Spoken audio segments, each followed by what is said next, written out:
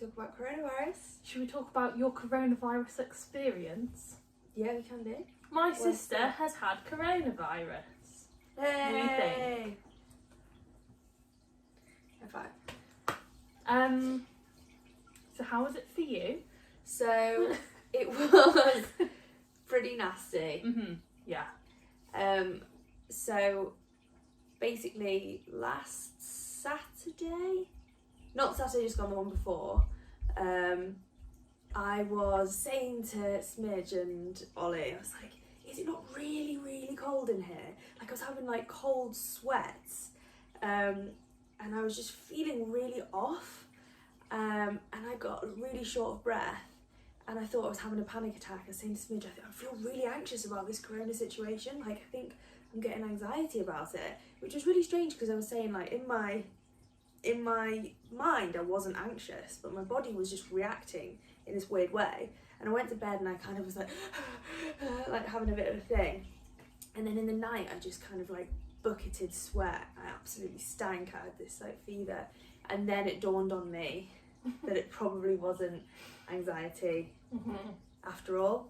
And like I had been going into work that week, Monday, Tuesday, Wednesday I went into work, and it takes us like an hour and a half to get to work and an hour and a half to get back on the two tubes, Northern Line and then the Central Line, literally the busiest part of London. So, and that was also like when most of London was working from home.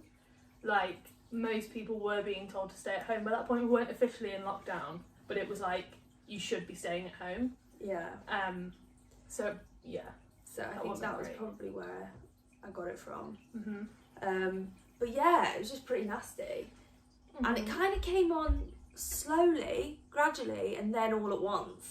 Yeah, because it was weird, wasn't it? Because it was like, I've had achy muscles for like 5 days. Oh yeah, and that I've was not done any it. exercise. That was it. That was the first thing. So we went to a dance class on like the Monday, and I am really, really unfit, and Elle is not really, really unfit.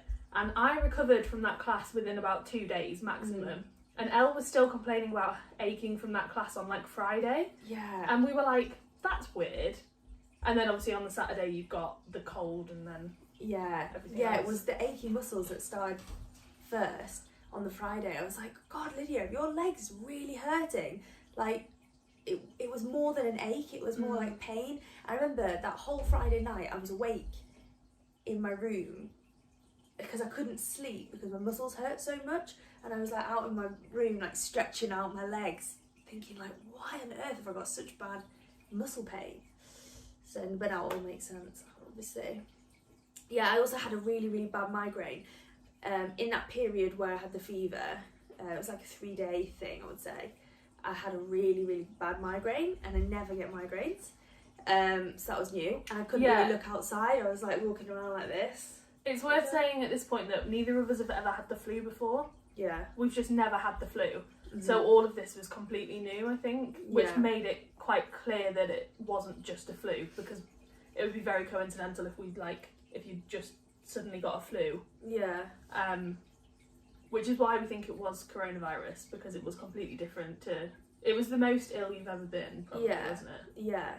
And I think, like, as well, you don't really give yourself credit for how ill you feel. No, she definitely doesn't. Maybe other people do, but Elle was definitely more ill than she was allowing herself to think she was at the time.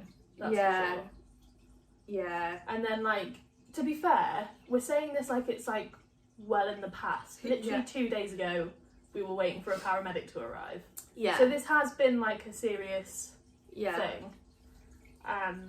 Yeah, it got to the point because I recovered from those symptoms, and then it was replaced by like this excruciating pain in my abdomen and in my back, like excruciating pain whenever I kind of breathed. And then I started to Google coronavirus, and it said, you know, it often leads, not often, but like 1 in 5 cases coronavirus can lead to pneumonia, which is obviously like a lung infection. And that's when it gets really serious. And that's when it gets serious. And so I had this pain kind of like around about in my lung area on my left hand side. And I was like, it's probably nothing. But then it went on for about 2 or 3 days, and you start to think, like, what if it's not nothing, you know? And so on the last day, I woke up and I was in so much pain. So we called the paramedics. We called 111. Yeah, and they suggested paramedics. But no one could come out to me, actually, in the end. So we just had a chat on the phone for 20 minutes. And he did suggest going to the hospital around the corner, the emergency care centre, if it got worse. Or if it carried on the next day. Which it didn't. And that was yesterday. And that was yesterday. Yesterday was you should have gone to the hospital if it still hurt. Yeah. Okay. And I could feel it yesterday, but it wasn't painful. And I think the thing as well that's difficult is, like, really not wanting to kind of not make a fuss, but when it's like, it could be a lung infection, or it could be literally nothing, and you're wasting very, very precious time that the NHS doesn't have at the moment, you know what I mean? So that's another factor. Like, no, I won't go to the hospital because it's not important enough. It actually reduced my anxiety once I knew I had it, or once I'd self-diagnosed myself, because it kind of gave me a reason to feel that way, because I was so confused as to why I was feeling so weird. And so far, so we live together, obviously, otherwise we would be 2 meters away from each other, or just not with each other at all.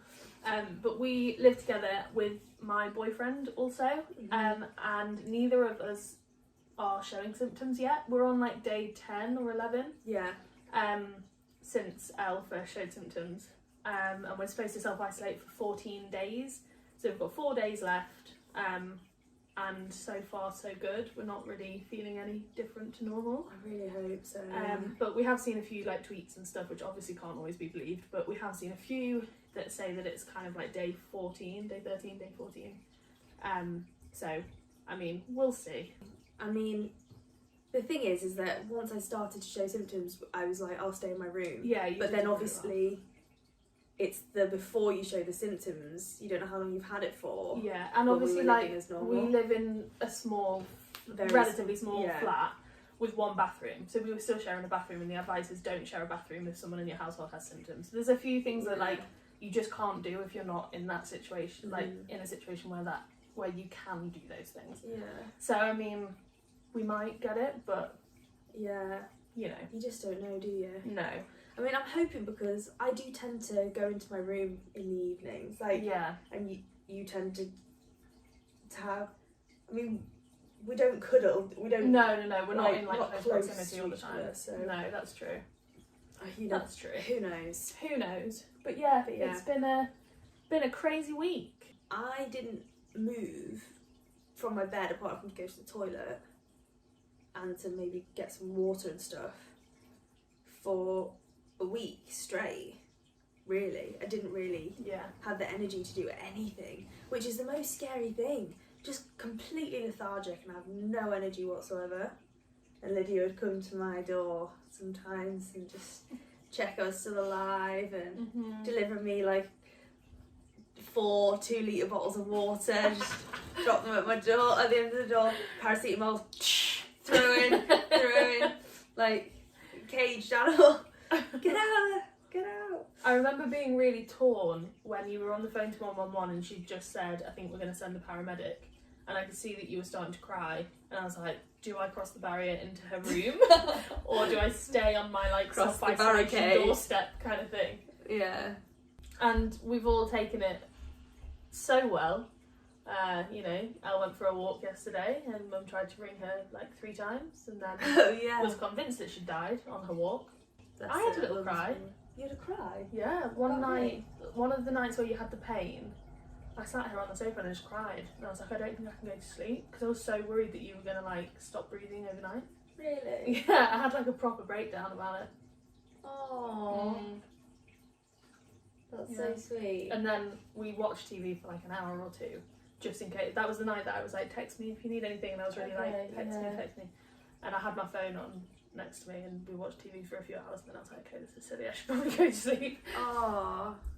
But I think that's the thing, like it is quite worrying, because I think to begin with, it was like, young people get flu symptoms, they have the flu and then they get over it kind of thing. That's what we were kind of made to believe. And you're like, well, it's probably unlikely, but some That's people the have thing. been reacting badly Yeah. to it. That's And the thing. it was just weird. It slowly started dawning on me that it actually could be quite serious, because when Elle when Elle first told me that she had it, I literally stood outside the door and went, "Oh my god, that's so exciting!" Because I I'm don't a know whether we fucking should put that idiot. into a video. She She didn't mean it like that. I didn't mean Basically, it like that. she's just she knew I was really worried and apprehensive. Mhm. So when I told her I had it, she kind of went, I was "Oh my trying to be God." like, "Wow, you're a part of history. We can tell Yeah. our kids about this in the future. How exciting!"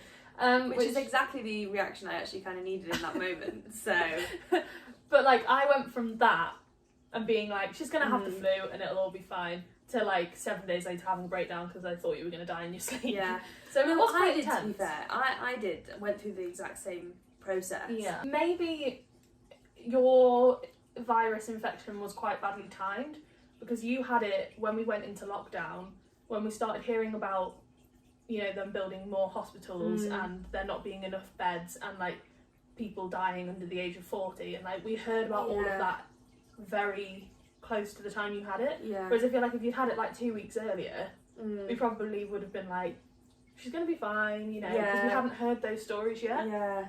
So I feel like it. You know what actually else really helped me was watching programs like This Morning, and Not sponsored. she didn't pay me to say this, but like the doctor on This Morning, I can't remember her Dr. name. Zoe. Dr. Zoe. All right, we get it. You work at This Morning.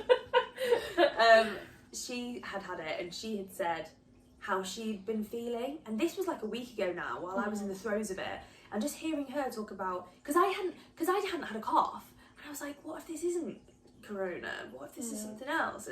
But then hearing her talk about her symptoms, which were similar to mine, and she'd said about the achy muscles, which I hadn't heard other people had, and she said about the like nausea and things, and I was like, oh, it makes me feel so much better to know that other people have been through the same thing. Mm-hmm. Especially because it's unprecedented, like nobody knows how the virus is affecting Yeah. people, you know, differently.